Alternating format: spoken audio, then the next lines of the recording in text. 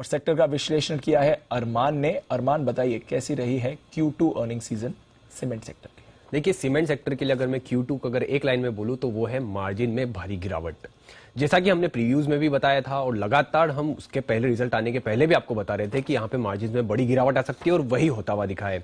क्योंकि जो मेजर जो ड्रैगर है वो है पावर एंड फ्यूल कॉस्ट। वो पावर एंड फ्यूल कॉस्ट जो है वहां पर काफी बढ़ती हुई दिखी है। अगर आप देखेंगे मार्जिन ओवरऑल देखेंगे तो लगभग 800 मतलब 8% की बड़ी गिरावट आपको दिखेगी जो मार्जिन में आपको कटौती आती हुई दिखी है।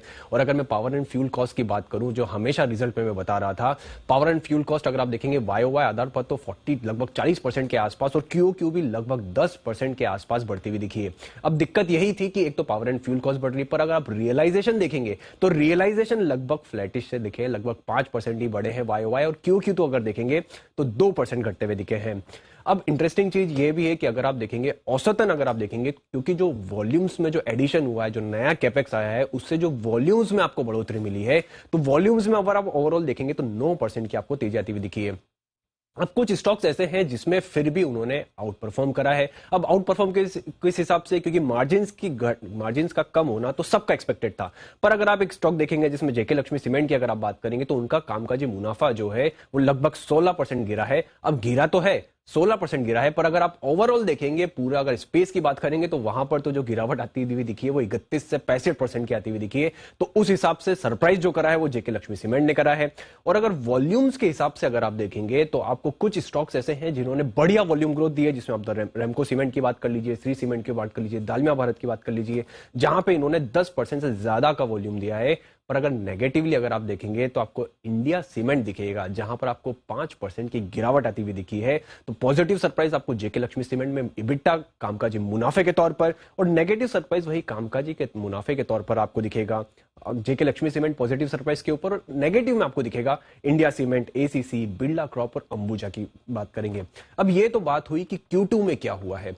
अब उसके बाद आने वाले Q3 में क्या एक्सपेक्टेशन है, तो आप अगर आप इनका जितना भी मैनेजमेंट्स का अर्निंग्स कॉल सुनेंगे, इन्वेस्टर प्रेजेंटेशन देखेंगे, तो सबका एक ही कहना है, एक तो रेनी सीजन के बाद अब जो है वो डिमांड रिवाइवल की बात कर रहे हैं। उसी के साथ साथ वो ये भी कह रहे हैं कि अगर आपने हाल ही में हमने कुछ टाइम पहले भी लिंक किया था कि अब जो प्राइसेस भी बढ़ाते जा रहे हैं, अब एक तो प्राइसेस बढ़ा रहे हैं, जो Q2 में दिक्कत थी कि प्राइसेस बढ़ा नहीं पा रहे थे, और पावर एंड फ्यूल कॉस्ट अगर आप देखेंगे, जो उनकी रॉ मटेरियल कॉस्ट है, वेरिएबल कॉस्ट है, वो बढ़ती जा रही थी। अब Q3 में सेम वो दिख रहा है, आपको ओवरऑल रिवर्सल होता हुआ दिख रहा है कि एक तो थोड़ा प्राइसेस भी बढ़ाते जा रहे हैं, और जो Q2 में जो पावर एंड फ्यूल कॉस्ट है, जो एनर्जी कॉस्ट है, वो पीक आउट होती हुई दिखी है।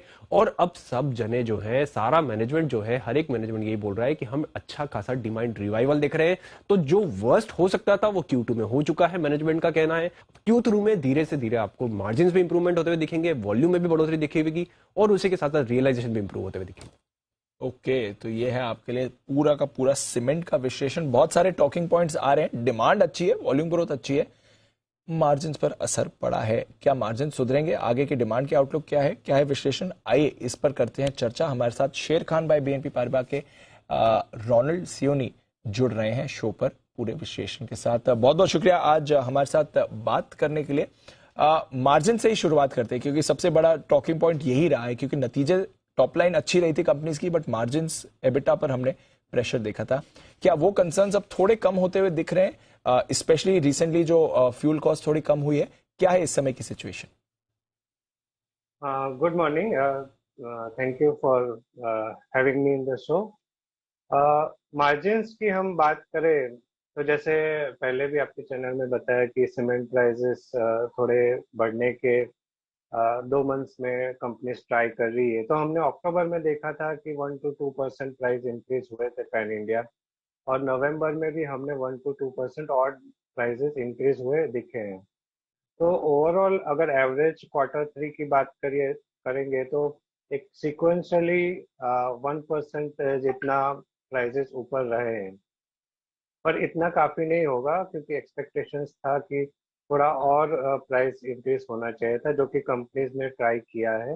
बट अक्टूबर का मंथ अगर हम देखेंगे तो फेस्टिव सीजन के कारण सीमेंट के वॉल्यूम्स थोड़े वीक रहे थे। जैसे सीमेंट जो ट्रांसपोर्ट होता है रेल से, वहाँ पे हमने 8 to 9% मंथ ऑन मंथ या ईयर ऑन ईयर ड्रॉप देखा था। तो एक अक्टूबर फेस्टिव सीजन के कारण वीक रहा है, बट नवंबर से आशा है कि डिमांड वापस आ सकती है और वो FY23 या मार्च तक कंटिन्यू रहेगी स्ट्रॉन्ग डिमांड।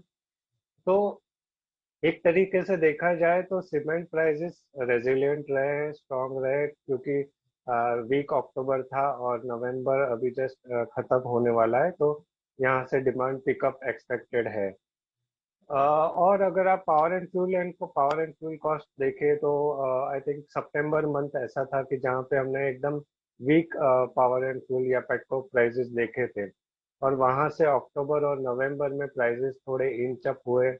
ओवरऑल एवरेज अक्टूबर नवंबर के प्राइसेस 18% ऊपर थे सितंबर के लो के कंपैरिजन में। बट अगर हम क्वार्टर टू FY23 को कंपेयर करें और क्वार्टर 3 को, तो यहाँ पे हमने देखा है कि 2% जितना ही सिक्वेंशियल प्राइस इंक्रीज हुआ है पेटकोक में। तो ओवरऑल प्राइसेस सितंबर लो से पेटकोक प्राइसेस बढ़े हैं, बट एवरेज अगर देखेंगे तो 2% और सिक्वेंशियली इंक्रीज हुआ है। तो वैसे ओवरऑल पिक्चर ये बनता है कि डिमांड एनवायरनमेंट स्ट्रांग रहेगा, क्योंकि इलेक्शंस आ रहे, बजट एक ट्रिगर रहेगा जहाँ पे फोकस रहेगा इंफ्रा स्टॉक्स पे, और लार्ज और मेगा प्रोजेक्ट्स पे फोकस रहेगा, जिससे एक environment for non trade sales जो बोलते हैं, या इंस्टीट्यूशन या प्रोजेक्ट सेल्स बोलते हैं, उस पे एक अच्छा डिमांड एनवायरनमेंट रहेगा सीमेंट कंपनीज के लिए। दूसरा पहलू है कि रियल एस्टेट का जो हमने लास्ट 3-4 क्वार्टर से देख रहे हैं कि लॉन्चेस और जो उनका सेल्स या प्री सेल्स रहा है वो स्ट्रांग रहा है, और आगे भी जाके लॉन्चेस अच्छे रहने वाले हैं। तो ये जो लास्ट 1 साल से हम अच्छे जो सेल्स मोमेंटम देख रहे हैं रियल एस्टेट कंपनीज में, वो आगे 3-4 साल तक उनका जो एग्जीक्यूशन रहेगा या डिमांड रहेगा वो स्ट्रांग रहेगा। तो दोनों साइड से एक तरीके से देखें तो एक तरीके से ये बजट, और अगर गवर्नमेंट कंटिन्यूटी रहती है एग्जिस्टिंग, जो कि हाई प्रोबेबिलिटी है, तो एक कंटिन्यूटी आपको मिलेगी गवर्नमेंट इंफ्रास्ट्रक्चर डिमांड की और real estate related demand.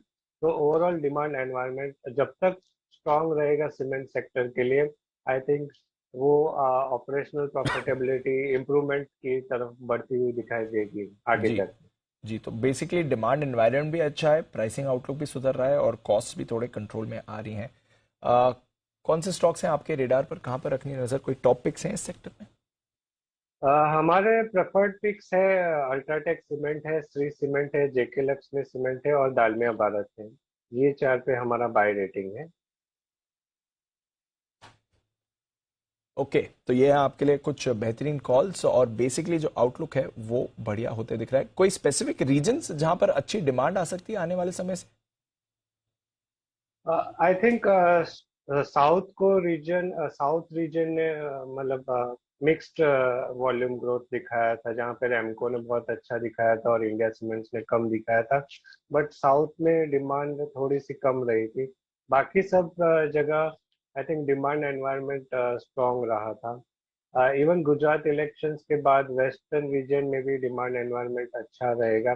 But overall pan India basis देखे तो डिमांड एनवायरनमेंट सब जगह एक पॉजिटिव ट्रेंड दिखाई दे रहा है, क्योंकि डिफरेंट मतलब बहुत मेगा लार्ज प्रोजेक्ट जैसे कि डेडिकेटेड फ्रेट कॉरिडोर हो गया, या रोड सेक्टर रिलेटेड जो कैपेक्स हो गया, या मेट्रो रिलेटेड या रेल्स रिलेटेड, एयरपोर्ट्स रिलेटेड, जो भी कैपेक्स है वो पैन इंडिया बेसिस पे है और मेगा प्रोजेक्ट्स है। तो I think across the regions हम एक स्ट्रॉन्ग डिमांड एनवायरनमेंट देख सकते हैं। साउथ एंड ईस्ट जो रीजन है वो थोड़े से कभी 1 क्वार्टर या 2 क्वार्टर लैग रहते हैं in terms of demand ups and downs.